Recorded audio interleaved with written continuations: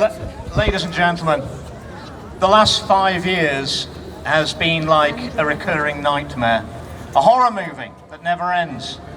And I'll tell you now, I've prayed more the last 5 years than I've prayed in my life. And most of what I prayed for was that I was wrong. Because it's very uncomfortable to be right about the vaccines, about net zero, about the fact that your government and your politicians are not actually working in your interest. And I was part of that system. What we actually have now is Keir Starmer, the most unpopular Prime Minister in history. Keir Starmer! Leading probably the most unpopular government in history. Which is not surprising because they're doing the most unpopular things.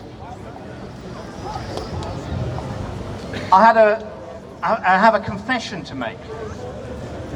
I have a friend who's a Labour MP, not politically.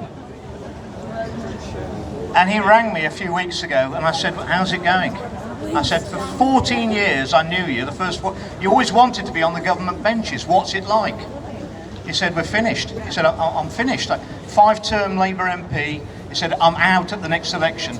He said, there's a few of the new MPs think we can pull it round, but we can't. They're deluded. I said, well, look at what you voted for. You promised that you were going to reduce everyone's energy bills by £300.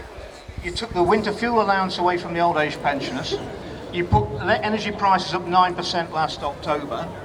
What do you expect? I said, you've taken benefits off the severely disabled. Do you think that's going to be able to make them work? I said, and I hope you didn't vote for that appalling decriminalisation of abortion up to birth, something which I don't think even 2% of the population would support, but it flew through Parliament. And he said to me, I don't know, Andrew. I said, what do you mean you don't know? He said, it's that bad. I sit in the tea room, wait till the bell goes for the divisions to vote, go in, and I go where the Labour whips direct me and vote with the government. He said, I don't look at the order paper of what we're voting for, because that way I can sleep rather better at night. That is the state of our democracy in the UK in 2025.